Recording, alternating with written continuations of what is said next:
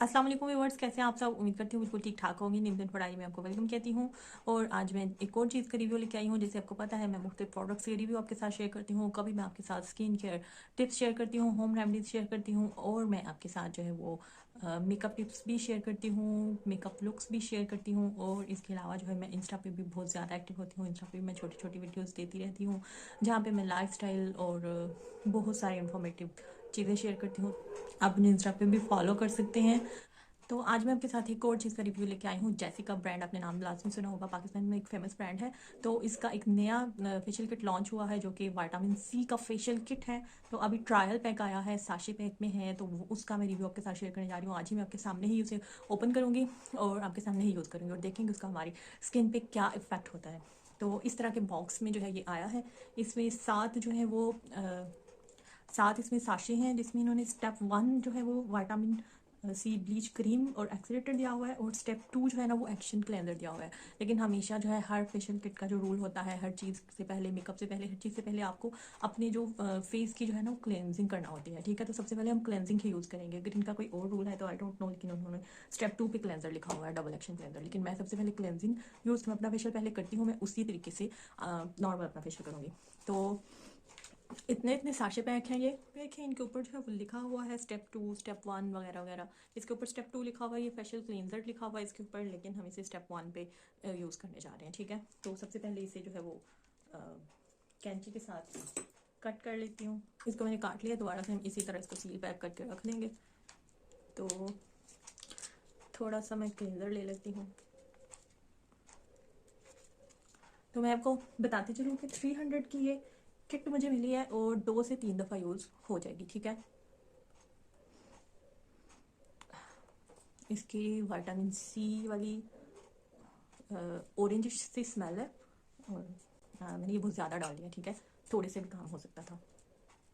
और अगर हम इंसानों की तरह इसे यूज़ करें तो फिर बाकी मैं हाथों को भी यूज़ करूँगी। अपनी रिंग उतार लूँगी। ये मुझे जो है ना इंस्टा पे पीआर आया था। ठीक है, आप भी मुझे इंस्टा पे फॉलो कर सकते हैं नई नई चीज़ें देखने के लिए। ये रेजिन की बनी हुई हैंडमेड ड्रिंक है। ठीक है, मुझे इंस्टा पे फॉलो करें, मैं आपको बता दूँगी मैंने कहाँ से लिया है। जो है मुझे उसी पेज से आया था, तो ये पीआर है। ठीक है, तो क्लीनर लगा लिया मैंने। इसको थोड़ा सा फैला लूँगी गर्दन पे। मैं बिल्कुल नहीं लगाऊंगी, बहुत ज़्यादा सर्दी है। मैं बहुत दिन के बाद वीडियो बनाने बैठी हूँ, बहुत हिम्मत जमा करके क्लींजर लगा लिया है, बहुत ज़्यादा लगा लिया है। तो पानी मैंने रखा हुआ है पास, पानी लेते जाएंगे और इसको मज़ीद क्लेंस करते जाएंगे।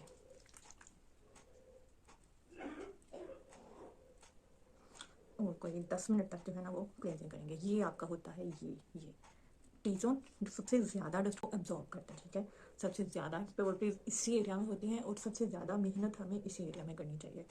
तो क्लेंजिंग करेंगे, क्लेंजिंग के बाद आपसे मिलती हूँ। हो गई है। अब क्लींजिंग पे थोड़ा सा हमें ज़्यादा मेहनत करनी चाहिए। सबसे जो मेन स्टेप है वो क्लींजिंग होता है। टॉवल के साथ जो है साफ़ करूँगी, तो स्किन एकदम से साफ साफ फील होना शुरू हो गया। वैसे तो मैं पहले भी वाइट ही लग रही थी, मतलब कि फेयर ही लग रही थी। अब पता नहीं इससे फ़र्क पड़ा या नहीं। ये तो मेरी आई साइड भी बहुत ज़्यादा वीक है, ग्लासेस के वगैरह की ये बाजी जो है ये बिल्कुल अंधी हो जाती है। तो मुझे तो मतलब पता नहीं चल रहा, आप लोग बेहतर बता सकते हैं कोई डिफरेंस आया या फिर ऐसे ही मैं बूथा रगड़ी जा रही हूँ। तो क्लिनजिंग मैं कर चुकी हूँ। अब आपने नीचे कमेंट्स में बताना है कि कोई कोई बूथा इस काबिल हुआ है, कुछ पता चल रहा है कि ऊपर कुछ काम हुआ है। तो इन्होंने सारे स्टेप्स ही उल्टे सीधे दिए हुए हैं। मैं क्लिनजिंग के बाद हमेशा स्क्रब यूज़ करती हूँ। अब इन्होंने यहाँ पे जो है वो मसाज क्रीम दिया हुआ है, यानी इन्होंने फर्स्ट नंबर पे ब्लीच लिखा हुआ था, और सेकंड नंबर पे क्लीनिंग था, थर्ड पे मैं स्क्रबिंग करती हूँ। इन्होंने थर्ड पे मसाज क्रीम दिया हुआ है। पता नहीं अभी इनको नहीं पता, या इनकी कोई न्यू टेक्निक है। इनको आजमा के देख लेते हैं, फिर इनके मुताबिक करता हूँ। और अब थोड़ा लूँगी प्रोडक्ट, अप्लाई करूँगी। बहुत ही ठंडा ठंडा सा है, या फिर सर्दी की वजह से ठंडा लग रहा है। वैसे ये प्रोडक्ट जो है ना ये थोड़े का भी ज़्यादा हो रहा है। इसको ना आप बिल्कुल थोड़ा यूज़ कीजिएगा, ये तो 5-6 दफ़ा चल जाएगा फिर। हाँ, अब मसाज आराम आराम से करेंगे, बिल्कुल अपने प्रेशर पॉइंट्स को मसाज करेंगे, बहुत रिलैक्स होके, बहुत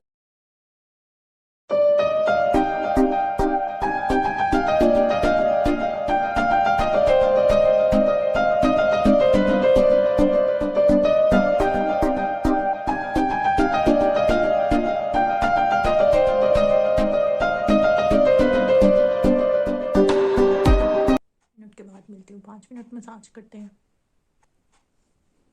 तो मसाज क्रीम तकरीबन एब्जॉर्ब हो गई है, इसको भी साफ़ कर लेते हैं। एक सॉफ्ट सा स्पंज होना चाहिए लाजमी आपके पास फेशियल करने के लिए। मेरे पास भी थे लेकिन मैं रख के कहीं भूल गई हूँ, मुझे याद नहीं आ रहा। तो इसको हम आराम आराम से फेस क्लीन कर लेंगे। इसको आपने रब बिल्कुल नहीं करना, रगड़ना नहीं, कि आपकी छील जाएगी और यही इंजरीज जो है ना, ये पिगमेंटेशन की प्रॉब्लम करती हैं।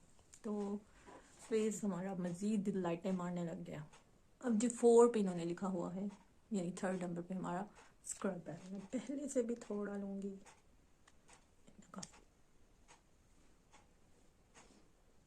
तो जो क्लिनजिंग हमने की थी उसने जो है सबसे पहले हमारे जो, अगर कोई मेकअप हुआ होता है तो उसको रिमूव करता है। अगर स्किन पे कोई भी किसी चीज़ की लेयर होती है, कुछ भी हमने अप्लाई किया होता है, उसको रिमूव कर देता है। यानी वो जो है ना, एक तो हमें नेक्स्ट स्टेप्स के लिए प्रिपेयर करता है, दूसरा जो है ना वो हमारे पोर्स को अंदर से क्लीन कर देता है, पोर्स को ओपन कर देता है। उसके बाद हम जो भी प्रोडक्ट्स करते हैं ना, जो भी प्रोडक्ट्स यूज़ करते हैं, वो उसके लिए हमारे पोर्स को, मतलब हमारी स्किन को रेडी कर देता है। सबसे पहले क्लींजिंग करना लाजमी है, वरना मतलब क्लींजिंग के बगैर हम कोई भी स्टेप करेंगे ना तो हमारे पोर्स जो है वो क्लीन नहीं हुए होंगे, अंदर तक पोर्स के अंदर डस्ट रहेगी, और ऊपर से हम और प्रोडक्ट्स लगाना शुरू कर देंगे तो वो हमारे पोर्स को क्लॉग कर देगा। जैसे हमने मेकअप भी करना होता है ना, तो हमें उसके लिए सबसे पहले क्लींजिंग करने की ज़रूरत होती है। अगर हम क्लींजिंग नहीं करेंगे तो एक तो मेकअप हमारा जो है वो हमारे फेस पे टिकेगा नहीं, और दूसरा वैसे भी यहाँ देखना था जी, तो दूसरा वैसे भी जो है ना, मतलब हम जब मेकअप ऊपर थोप देंगे, हमारे पोर्स में डस्ट होगी, पोर्स क्लीन नहीं होंगे, तो हमारे जो फेस पे जो है वो दाने निकल आएंगे, एक्नेस हो जाएंगे। तो इस वजह से cleansing is the first step, ठीक है, हर स्किन केयर का, हर चीज़ का। मेकअप करना है आपने, आपने कोई स्किन केयर स्टार्ट करनी है, कुछ भी करना है, क्लींजिंग इज़ मस्ट, ठीक है।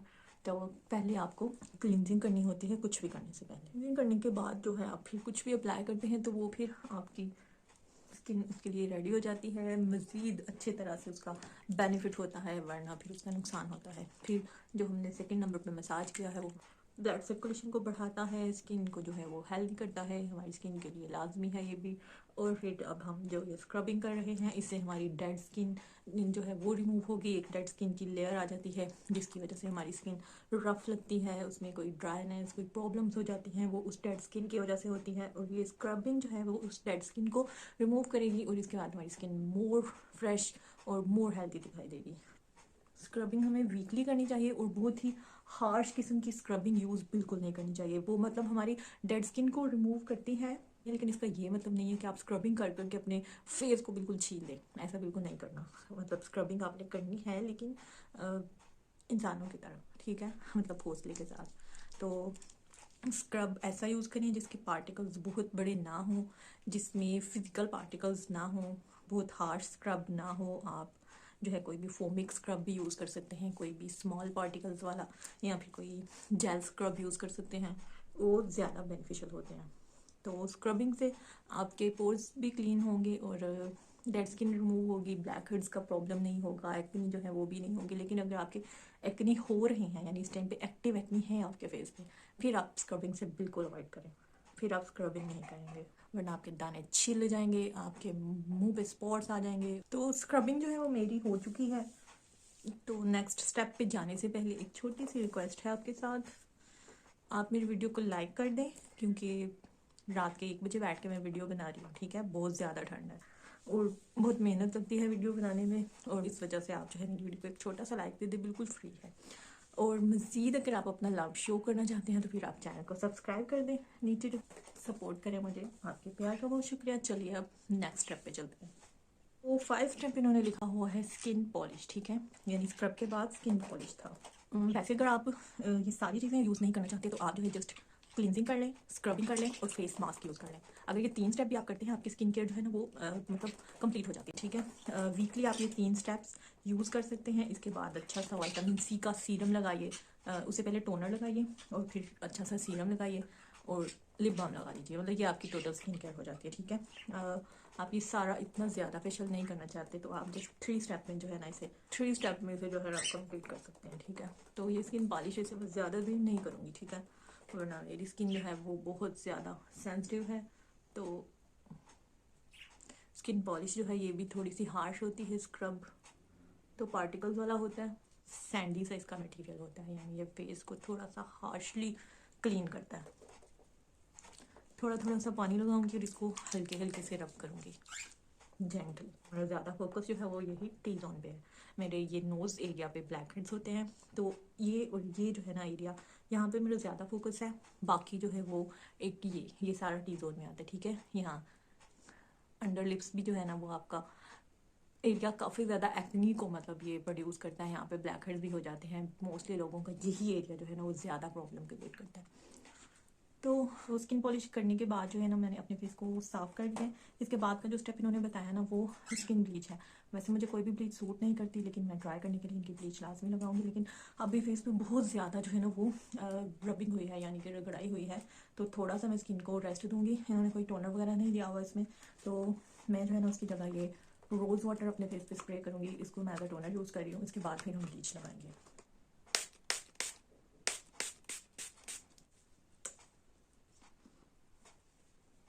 वो ब्लीच बना लेती हूँ। साशे हैं जिसमें एक में ब्लीच क्रीम है, एक में एक्सीडेटर है, तो चलें इनको हम बना लें।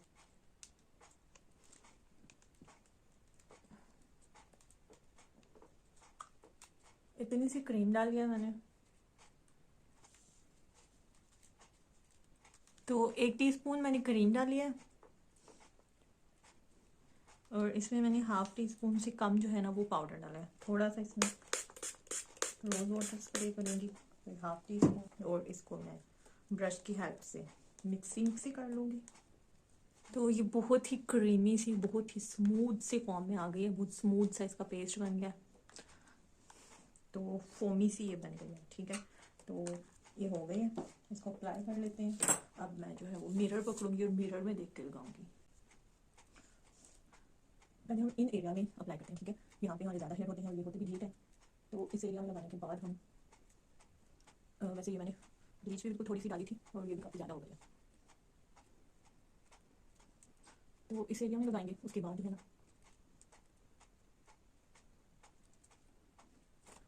फोरहेड पे लगा लेंगे, और मैं इस तरह क्यों लगा दूँगी मैं आपको लगाने के बाद बताऊँगी।